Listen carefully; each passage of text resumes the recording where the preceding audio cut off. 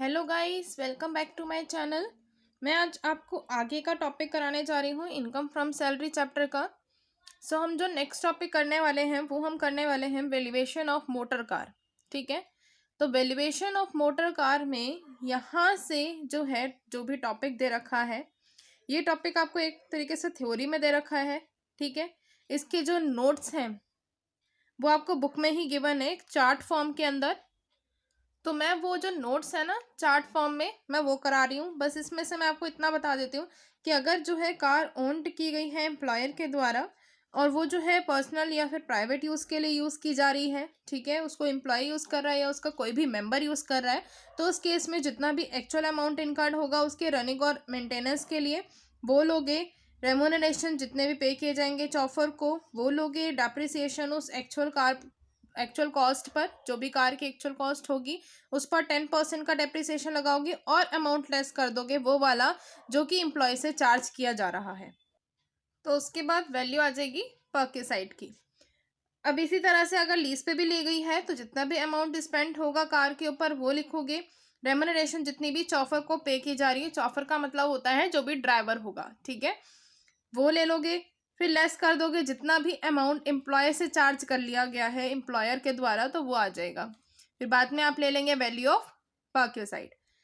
अब इसको मैं चार्ट से करा रही हूँ, चार्ट में बिल्कुल प्रॉपर दे रखा है, आपने भी वहीं से ही करना है। ठीक है, अगर आप थ्योरी के लिए प्रिपेयर कर रहे हो तो इसमें से थ्योरी थोड़ा बहुत देख लेना, बाकी चार्ट वार्ट भी देख लेना, तो मिक्स हो जो करोगे वो हो जाएगा। Valuation of use of motor car taxable only for specified employees. किस केस में होगी? सिर्फ और सिर्फ स्पेसिफाइड एम्प्लॉयज के केस में होगी। अब देखो यहाँ पर सबसे पहले कार जो है ओन की गई है या फिर हायर की गई है एम्प्लॉयर के द्वारा और प्रोवाइडेड की गई है एम्प्लॉय को किस किस पर्पस के लिए? फुली ऑफिशियल यूज के पर्पस के लिए या फुली पर्सनल यूज के लिए की गई है या फिर मिक्स्ड यूज के लिए। मिक्स्ड यूज का मतलब है कि वो पर्सनल यूज भी कर सकता है उसका और ऑफिशियल जो काम होगा उसके लिए भी वो यूज कर सकता है। ठीक है, 3 केस बनते हैं।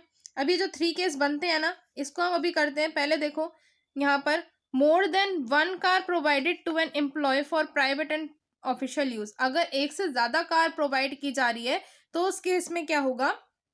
Treat 1 car for both use. उसमें से एक कार आप किस तरह से यूज करोगे कि वो मिक्स्ड यूज हो रहा है उसका, और जितनी अदर्स होंगी उनको आप मानोगे कि वो पर्सनल यूज के लिए किया गया है, उसका यूज या एम्प्लॉय को दी गई है। पहली बात, अगर एक कार है तो इस तरह से आप केस करोगे, ठीक है, जो भी मैं आपको समझाने वाली हूँ।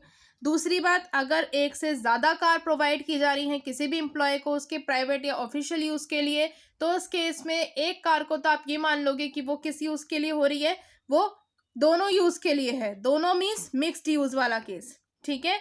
और अगर जो है जितनी भी बाकी बची हुई कार हैं तो उनको क्या मान लोगे कि एम्प्लॉय वो अपने खुद के पर्सनल यूज़ के लिए यूज़ कर रहा है उसको, तो पर्सनल यूज़ वाला जो केस होगा यानी ये वाला जो केस होगा उसके ऊपर ध्यान दोगे। ठीक है, अब देखो अगर पूरा का पूरा ऑफिशियल यूज़ है, ठीक है, तो उस केस में पर्कोसाइड की जो वैल्यू होगी वो नील होगी if certain documents are maintain. अगर कुछ जो सर्टेन डॉक्यूमेंट्स हैं वो मेंटेन कर रखे हैं तो उस केस में जो पर्कोसाइड की वैल्यू होगी वो नील हो जाएगी।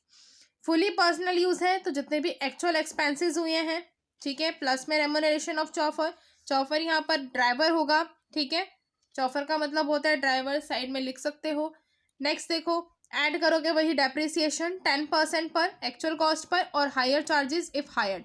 अगर खुद की है एम्प्लॉयर की ओन्ड की गई है खुद की है तो उस केस में जितने भी 10% का जो डेप्रिसिएशन होगा वो लगेगा। लेकिन अगर हायर पर ले रखी है यानी कि रेंट पर ले रखी है, थोड़े टाइम के लिए हायर कर रखी है, तो जो भी हायर चार्जेस होंगे तो उसके ऊपर डेप्रिसिएशन लगेगा 10% का।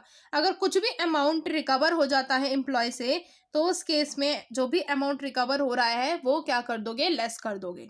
ठीक है, मिक्स्ड यूज की बात करें तो मिक्स्ड यूज में क्या करोगे? Running and maintenance borne by an employer. अगर रनिंग और मेंटेनेंस का जो भी खर्चा है वो एम्प्लॉयर उठा रहा है ना कि एम्प्लॉय, क्या बोला? एम्प्लॉयर उठा रहा है, तो उस केस में क्या होगा? अगर स्मॉल कार है और उसके अंदर 1.6 लीटर तक जो है पेट्रोल डल जाता है, ठीक है, तो उस केस में 1800 पर मंथ के हिसाब से चार्ज होगा। और अगर खर्चा जो है वो एम्प्लॉयर लार्ज कार पर उठा रहा है तो 1.6 लीटर से ज़्यादा का जो होगा तो उस केस में ₹2400 पर मंथ। ठीक है। एंड जो ड्राइवर है वो अगर प्रोवाइड किया जा रहा है एम्प्लॉयर के द्वारा और खर्चा भी ड्राइवर का एम्प्लॉयर उठा रहा है तो 900 पर मंथ का खर्चा वहाँ पर दिखाया जाएगा।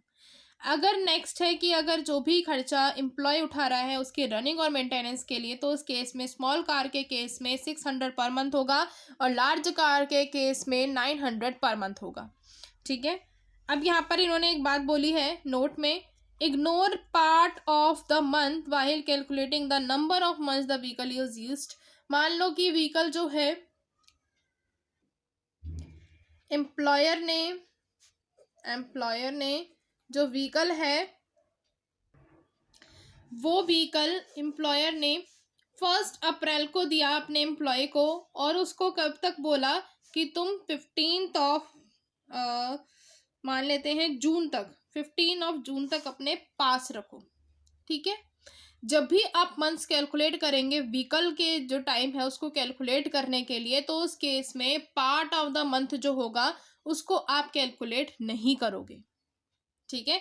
अगर यहाँ पे 15 जून है तो पार्ट ऑफ द मंथ आप छोड़ दोगे, उसको कैलकुलेट नहीं करोगे। इसका मतलब अप्रैल मई इसको कैलकुलेट करोगे। क्लियर है इतनी बात? आगे देखो, कार अगर एम्प्लॉय ने ओन्ड की है, एम्प्लॉय ने खरीदी है और उसके एक्सपेंसेस यानी कार किसकी है, एम्प्लॉय की है और उसके ऊपर जो एक्सपेंसेस लग रहे हैं वो कौन बॉर्न कर रहा है, एम्प्लॉयर बॉर्न कर रहा है। तो उस केस में अगर फुली ऑफिशियल यूज है तो वही परक्यूसाइट वैल्यू जो होगी वो नील होगी। पर्सनल यूज है तो परक्यूसाइट वैल्यू किसके बराबर हो जाएगी, जितना अमाउंट रीइंबर्स हो जाएगा यानी जितना अमाउंट एम्प्लॉयर पे कर देगा तो उसको मान लेंगे परक्यूसाइट वैल्यू। अब मिक्स्ड यूज है यानी वो ऑफिशियल यूज भी है प्लस पर्सनल यूज के लिए भी यूज हो रही है तो उस केस में स्मॉल कार की वैल्यू में जितना भी अमाउंट एम्प्लॉयर से एम्प्लॉय को रीइंबर्स्ड हो जाएगा, मिल जाएगा, उसमें से 1800 पर मंथ माइनस कर दोगे। यानी यहाँ पर देखो एम्प्लॉयर का जो खर्चा है ना आपने वो सीधा लेस कर देना है 1800 स्मॉल कार के ऊपर और 900 अगर ड्राइवर जो है रखा हुआ है तो उस केस में। और अगर मिक्स्ड यूज में ही लार्ज कार का है तो वही परक्यूसाइट वैल्यू क्या होगी, जितना भी अमाउंट रीइंबर्स्ड हो जाएगा उसमें से माइनस कर दोगे 2400 पर मंथ और 900 पर मंथ चौफर को दिए जाएंगे जो कि ड्राइवर अगर रखा हुआ है। एक बार मैं इसको थोड़ा सा रिकैप करा देती हूँ। ठीक है। देखो अगर आपका केस किसका है, एम्प्लॉयर का है यानी कार किसकी है, या तो ओन्ड की हुई है चाहे हायर है वो एम्प्लॉयर की है। ठीक है। एम्प्लॉयर की खुद की कार है चाहे उसने जो है हायर पर ले रखी है उससे कोई मतलब नहीं है, कार किसकी है, एम्प्लॉयर की। इतनी बात। तो उस केस में अगर वन कार है, सबसे पहला वन कार है, एक ही कार है उसके पास, तो उस केस में अगर ऑफिशियल यूज है, सबसे पहला यूज किसका होगा, ऑफिशियल यूज के लिए की जा रही है तो परक्यूसाइट की वैल्यू क्या होगी, पी भी लिख रही हूं मैं, परक्यूसाइट की वैल्यू नील हो जाएगी उस केस में।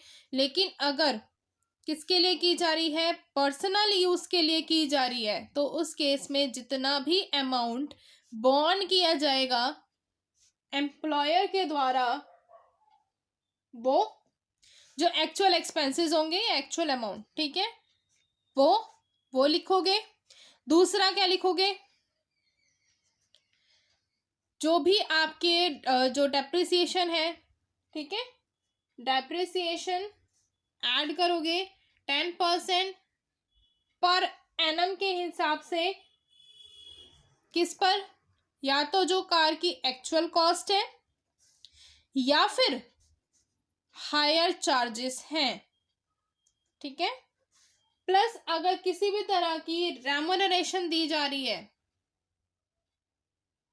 रेम्यूनरेशन दी जा रही है, किसको दी जा रही है, चौफर को, यानी कि मैं नॉर्मल लिख रही हूँ, ड्राइवर को, तो उस केस में आप लोग क्या करोगे, उसको ऐड कर दोगे। ऐड करने के बाद अगर कोई भी अमाउंट रिसीव हो रहा है एम्प्लॉय से, any amount reimbursed by employee या फिर any amount received by employee, any amount received by employee के द्वारा किसी भी तरह का अमाउंट एम्प्लॉयर को मिल रहा है तो वो आप लेस कर दोगे और वैल्यू क्या आ जाएगी, पर्क्यूसाइड की जो भी आएगी वो आप लिख दोगे कि ये पर्क्यूसाइड की वैल्यू है।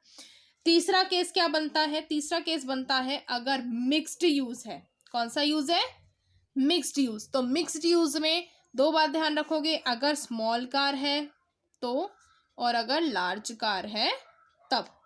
ठीक है, स्मॉल कार में अगर जितने भी रनिंग एक्सपेंसेस किसके द्वारा बॉर्न किए जा रहे हैं, एम्प्लॉयर के द्वारा बॉर्न किए जा रहे हैं, तो उस केस में 1800 पर मंथ लगेगा और लार्ज कार में 2400 पर मंथ लगेगा। लेकिन यहीं पर ही अगर एक्सपेंसेस किसके द्वारा बॉर्न किए जा रहे हैं, एम्प्लॉय के द्वारा बॉर्न किए जा रहे हैं, तो उस केस में स्मॉल कार पर जो खर्चा होगा या फिर लार्ज कार पर जो खर्चा होगा वो कैसा होगा, स्मॉल कार पर होगा 600 पर मंथ का और जो लार्ज कार है उसमें 900 पर मंथ का।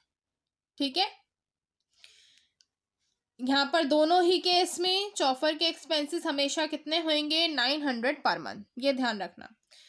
अब नेक्स्ट केस आता है, ये तो वन कार का केस हो गया हमारे पास, वन वाला कार जो है ना उसका केस हो गया। अब देखो next, more than one car. अगर मोर देन वन कार है तो मान लो मैं मान लेती हूँ कि 3 कारें हैं, 3 कार्स हैं। ठीक है, तो जो फर्स्ट कार होगी या जो भी वैल्यू ज़्यादा होगी उसका बोल सकते हो, जो एक कार है उसको आप क्या करोगे, बोथ यूज के लिए बोल दोगे, both use. Both use means mixed वाला जो केस होगा यहाँ पर वो आ जाएगा। बाकी की 2 रिमेनिंग टू कार्स, तो उस केस में आप क्या बोलोगे कि दोनों कैसी हैं, पर्सनल यूज के लिए हैं। ठीक है, ये तो आपका जो है तब ये जो पॉइंट है या ये जो टॉपिक है कंप्लीट हुआ जब जो कार है या तो एम्प्लॉयर ने हायर कर रखी थी या एम्प्लॉयर की थी। अब जो कार है वो किसकी है, एम्प्लॉय की, कार ओन्ड बाय एम्प्लॉय। ठीक है, अब एम्प्लॉय की थी वही 3 केस। अगर तो वो ऑफिशियल यूज के लिए यूज कर रहा है तो जो वैल्यू होगी पर्क्यूसाइड वैल्यू, पीवी पर्क्यूसाइड वैल्यू जो होगी वो हो जाएगी नील। ठीक है, नेक्स्ट अगर वो पर्सनल यूज के लिए ले रहा है, ठीक है, तो पर्सनल यूज में जो पर्क्यूसाइड की जो वैल्यू है वो कितनी हो जाएगी, जितना अमाउंट रीइम्बर्स्ड हो जाएगा, रीइम्बर्स्ड फ्रॉम द एम्प्लॉयर से रीइम्बर्स्ड हो जाएगा वो वाला अमाउंट। नेक्स्ट अगर मिक्स्ड यूज की बात है तो मिक्स्ड यूज में ध्यान रखना 2 ही केस बनेंगे, एक स्मॉल कार का और एक लार्ज कार का। ठीक है, स्मॉल कार के केस में 1800 पर मंथ वाला माइनस करोगे, किस में से माइनस करोगे, जितना भी अमाउंट रीइम्बर्स्ड हुआ होगा। ठीक है, इसमें फिर से मैं लिख देती हूँ अमाउंट रीइम्बर्स्ड। ठीक है, इसमें से आप माइनस कर दोगे 2400 पर मंथ और अगर ड्राइवर रख रहे हो तो उस ड्राइवर का 900 पर मंथ। ठीक है, अब मैं एक क्वेश्चन करा दे रही हूं जिससे आपको क्लियर हो जाएगा किस तरह से करना है। क्वेश्चन देखो, illustration number 13, treatment of car facility. Compute the value of perquisite of motor car provided to the employ and owned by the employer in the following cases. सबसे पहला केस इन्होंने बोल रखा है कि एक लार्ज कार है और सारे के सारे एक्सपेंसेस कौन बॉर्न कर रहा है, एम्प्लॉयर बॉर्न कर रहा है, और कार जो है वो सिर्फ और सिर्फ ऑफिशियल पर्पस के लिए यूज की जा रही है। अब कार सिर्फ ऑफिशियल पर्पस के लिए यूज की जा रही है तो सिंपल सी बात है, कोई सी भी कार है तो उसका जो भी खर्चा होगा वो क्या हो जाएगा, नील हो जाएगा। ठीक है, कोई भी केस हो। नेक्स्ट देखो, लार्ज कार में जितने भी एक्सपेंसेस है वो एम्प्लॉयर बॉर्न कर रहा है जो कि है 60,000 रुपीज़ के प्रीवियस ईयर की, और कॉस्ट ऑफ द कार कितनी है, 2,80,000, और ये सोलली सिर्फ और सिर्फ प्राइवेट पर्पस के लिए यूज की जा रही है। इलस्ट्रेशन नंबर 13 का सेकेंड पार्ट में करा रही हूँ। ठीक है, जितने भी एक्सपेंसेस हैं एम्प्लॉयर ने बॉर्न किए हैं और एक्सपेंसेस कितने थे, 60,000 रुपये के एक्सपेंसेस थे। ठीक है, और किस लिए यूज़ की जा रही है? प्राइवेट यूज़ के लिए। अब प्राइवेट यूज़ में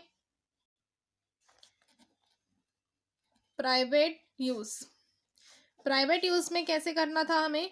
जितना एक्चुअल अमाउंट या एक्चुअल एक्सपेंसेस लगे होंगे, ठीक है, उसमें से ऐड करते हैं जो भी रेम्यूनरेशन दी जाती है किसको? ड्राइवर को, plus next depreciation 10% per annum का, ठीक है। अब यहाँ पर एक्चुअल एक्सपेंसेस तो आपके कितने थे बेटा? 60,000 रुपीज़ थे। उसके बाद कॉस्ट ऑफ कार कितनी है? 2,80,000 रुपीज़ की कार की कॉस्ट है। 2,80,000 रुपीज़ के ऊपर अगर मैं 10% का डेप्रिसिएशन लगा दूँ तो कितना आ जाएगा? 28,000 रुपीज़, ठीक है। हमें किसी भी तरह की रेम्यूनरेशन नहीं दे रखी है ड्राइवर की, तो हमारे पास टोटल कितना आ गया? 88,000, ठीक है। थर्ड केस देखो, थर्ड केस में ये बोल रहा है कि जो कार है ना वो है आपकी लार्ज कार ही है और दोनों पर्पस के लिए यूज़ हो रही है और सारे के सारे एक्सपेंसेस एम्प्लॉयर ही बेयर कर रहा है और लार्ज कार है, ठीक है।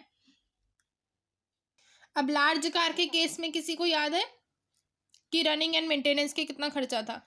देखो एक बार, जब लार्ज कार है, ठीक है, और एक्सपेंसेस कौन भी कर रहा है? एम्प्लॉयर, तो 2400 पर मंथ था। 2400 इंटू में 12 कर दोगे तो आपका आंसर आ जाएगा 28,800। नेक्स्ट देखो, स्मॉल कार भी आपका प्राइवेट एंड ऑफिशियल यूज़ के लिए हो रहा है और सारे के सारा खर्चा कौन बियर कर रहा है? एम्प्लॉयर भी कर रहा है और चॉफर भी प्रोवाइड किया जा रहा है। अब फोर्थ केस देखो एक बारी, स्मॉल कार है सबसे पहली बात, तो स्मॉल कार में कितना लगता है? अगर एम्प्लॉयर बियर करता है तो 1800 पर मंथ। 1800 में अगर मैं 12 मल्टीप्लाई कर दूं तो कितना आ जाएगा? तो हमारा आ जाएगा 21,600। और यही बात अगर 900 इन्होंने बोला कि चॉफर भी दे रहा है, चॉफर को जो है इन्होंने बोला कि चॉफर भी फ्री ऑफ चार्ज प्रोवाइड कराया जा रहा है, तो इसका मतलब उसके कितने चार्जेस होते हैं? 900, वो भी पर मंथ के होते हैं। तो 900 को अगर मैं मल्टीप्लाई करूं 12 से तो हमारा आंसर कितना आ जाएगा? 10,800, ठीक है। जब मैं इसको ऐड कर दूंगी तो हमारे पास आंसर आ जाएगा 32,400, ठीक है। नेक्स्ट देखो, 2 स्मॉल कार्स प्रोवाइड की जा रही हैं प्राइवेट एंड ऑफिशियल यूज़ के लिए, ठीक है। मेंटेनेंस के जो एक्सपेंसेस हैं वो कार्स के वो बॉर्न कर रहा है एम्प्लॉयर और अदर इन्फॉर्मेशन इसमें दे रखी है, एक्चुअल कॉस्ट दे रखी है कार की, एक्सपेंसेस दे रखे हैं कि रनिंग एक्सपेंसेस कितने हैं। अब स्मॉल कार वाला जो केस है उसमें देखो, यहाँ पर ही मैं दिखा रही हूँ, यहाँ पर करके दिखा रखा है। फर्स्ट कार जो है वो मान लेंगे ऑफिशियल एंड प्राइवेट दोनों यूज़ के लिए है, ठीक है, जो इन्होंने बोल दिया है। तो पर्क्यूसाइड वैल्यू कितनी आ जाएगी? स्मॉल कार है तो स्मॉल कार के केस में एक्सपेंसेस बियर कर रहा है एम्प्लॉयर, तो एम्प्लॉयर बियर कर रहा है तो 1800 पर मंथ होगा, तो 1800 को 12 से मल्टीप्लाई कर देंगे। दूसरा, जो दूसरी कार है उसको हम ये मान लेंगे कि वो प्राइवेट जो पर्पस है उसके लिए यूज़ की जा रही है। प्राइवेट पर्पस के में क्या होता है कि जितना भी एक्चुअल एक्सपेंसेस होता है उसमें से ऐड करते हैं आपका ड्राइवर का रेम्यूनरेशन प्लस करते हैं डेप्रिसिएशन, ठीक है। तो एक्सपेंसेस आपको दे ही रखा है। सेकेंड वाली कार का 50,000, फर्स्ट कार तो हमें बोल ही रखी है कि प्राइवेट एंड ऑफिशियल यूज़ के लिए है, ठीक है। सेकेंड वाली कार ले लोगे 50,000 रुपीज़ और आपको बोल रखा है कि उसका क्या है, एक्चुअल कॉस्ट कितनी है कार की? 2,80,000 रुपीज़ की। तो 2,80,000 रुपीज़ के ऊपर 10% का डेप्रिसिएशन लगाओगे वो आ जाएगा और वैल्यू ऑफ पर्क्यूसाइड निकल कर आ जाएगी। नेक्स्ट देखो, अगर एक्सपेंसेस और मेंटेनेंस का जो खर्चा होगा वो अगर एम्प्लॉय बियर करेगा, जैसे नेक्स्ट केस में दे रखे हैं लार्ज कार जो है ऑफिशियल और प्राइवेट पर्पस के लिए यूज़ की जा रही है और जो प्राइवेट एक्सपेंसेस हैं वो बॉन्ड कर रहा है एम्प्लॉय, ठीक है। तो उस केस में प्राइवेट एक्सपेंसेस अगर जो है एम्प्लॉय बियर कर रहा है तो एम्प्लॉयर में अब कार कौन सी है? लार्ज कार है, ठीक है। अब इस केस में इन्होंने क्या बोला, अगर मिक्स्ड यूज़ है, मिक्स्ड यूज़ की तरह तो हम करेंगे, लार्ज कार है, लेकिन चक्कर क्या हो गया, इन्होंने इतनी बात बोल दी कि जो प्राइवेट एक्सपेंसेस हैं वो एम्प्लॉय बियर कर रहा है। इसका मतलब सिर्फ प्राइवेट पर्पस वाले जो एक्सपेंसेस है ना वो एम्प्लॉय बियर करेगा, बाकी ऑफिशियल वाले एक्सपेंसेस कौन बियर करेगा?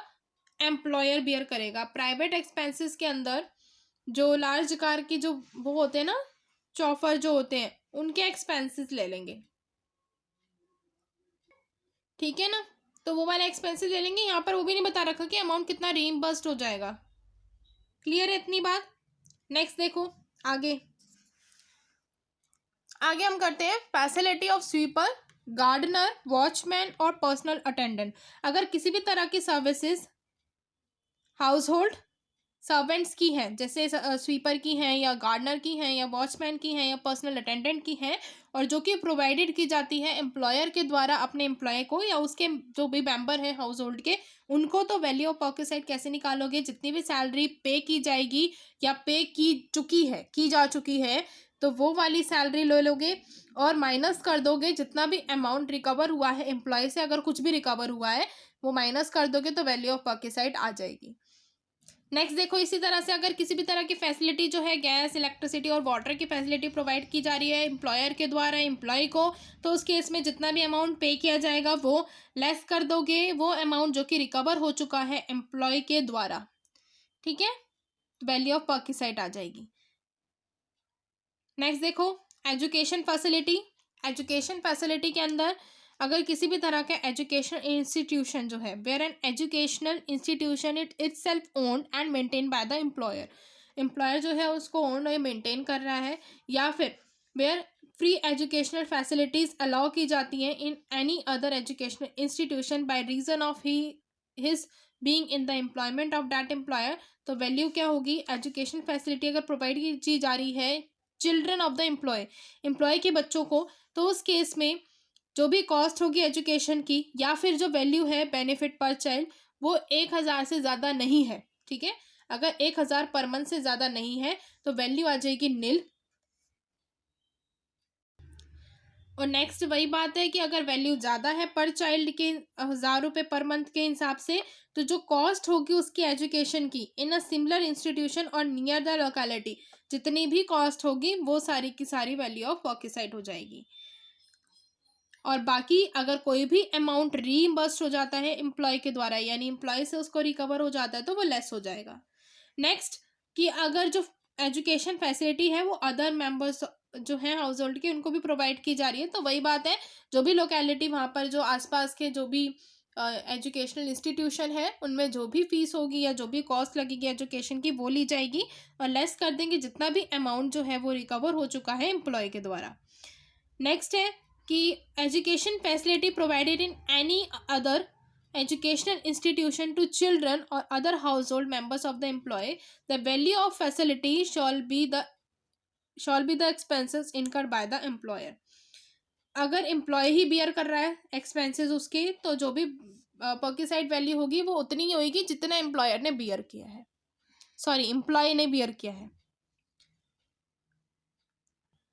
एम्प्लॉयर ने बियर किया है मेनली।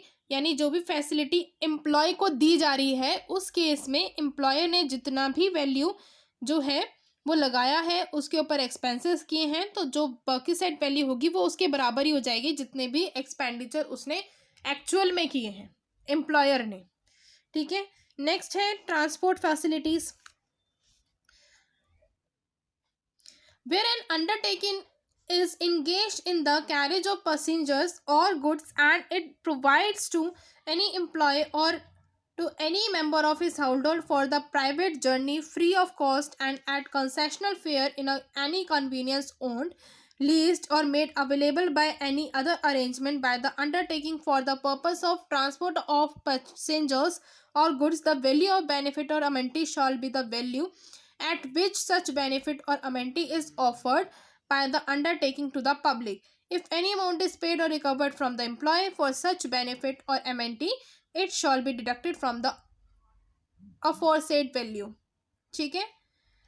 अब इसमें क्या है देखो, ट्रांसपोर्ट फैसिलिटीज़, अगर किसी भी तरह की ट्रांसपोर्ट फैसिलिटी जो है एम्प्लॉयर प्रोवाइड करता है एम्प्लॉय को या उसकी फैमिली को और प्राइवेट जर्नी है उनकी, तो उसकी जो कॉस्ट है वो फ्री ऑफ कॉस्ट प्रोवाइड करता है या फिर जो कंसेशनल रेट होते हैं उन पे प्रोवाइड करता है, या फिर किसी भी तरह का अरेंजमेंट करा देता है या फिर उसका खुद का होगा या लीज पर ले लेता है किसी भी तरह की फैसिलिटी, ट्रांसपोर्ट फैसिलिटी मेनली, तो उस केस में जितना भी एक्चुअल अमाउंट आएगा, यानी जितना भी एक्चुअल अमाउंट इनकर्ड किया होगा एम्प्लॉयर ने, वो वाला अमाउंट लोगे और माइनस कर दोगे उसमें से, जो कि अगर किसी भी तरह से एम्प्लॉय से रिकवर्ड हो जाएगा अमाउंट, वो माइनस कर दोगे।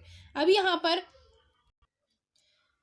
इन case of an employ of an airline or the railways the value of transport facility shall be examined. अगर इन केस मान लो कोई ऐसा एम्प्लॉय है जो कि एयरलाइन में या रेलवे में काम करता है, उधर का एम्प्लॉय है, ठीक है, तो इस केस में जो भी ट्रांसपोर्ट की फैसिलिटी होती है उनके लिए वो बिल्कुल एग्जाम्प्ट होती है, उसकी जो भी वैल्यू होगी पर की साइड की भी, तो वो एग्जाम्प्ट हो जाएगी, ठीक है। अब आगे का जो हमारा टॉपिक है प्रेस्क्राइब्ड फ्रिंज बेनिफिट्स और अमेनिटीज, ये वाला टॉपिक मैं आपको कराऊंगी नेक्स्ट वीडियो से, ठीक है। लेकिन उससे पहले ना ये चीज़ देख लो, इसमें बता नहीं रखा है तो आप ना बाद में कंफ्यूज ना हो जाओ, ठीक है, वो मैं एक बार बता रही हूँ। ट्रांसपोर्ट फैसिलिटी, ठीक है, तो इस केस में जितना भी एक्चुअल अमाउंट होगा या एक्चुअल जो एक्सपेंसेस होंगे आपने वो ले लेने हैं और माइनस कर देना है नॉर्मल से जो भी अमाउंट रिकवर हो रहा है, रिकवर्ड बाय द एम्प्लॉय, ठीक है। जब भी आप प्रैक्टिकल करेंगे तो ये चीज़ ध्यान रख लेना, क्योंकि इसमें ढंग से ऐसे दे नहीं रखा, सिर्फ लाइन लिख कर दे रखा है, तो मैंने आप लोगों को एक तरीके से बता दिया, ठीक है। कहीं भी नोट डाउन कर लेना, चाहे साइड में कर लेना, कि आगे आपको आसानी रहे। मिलते हैं नेक्स्ट वीडियो में, बाय बाय।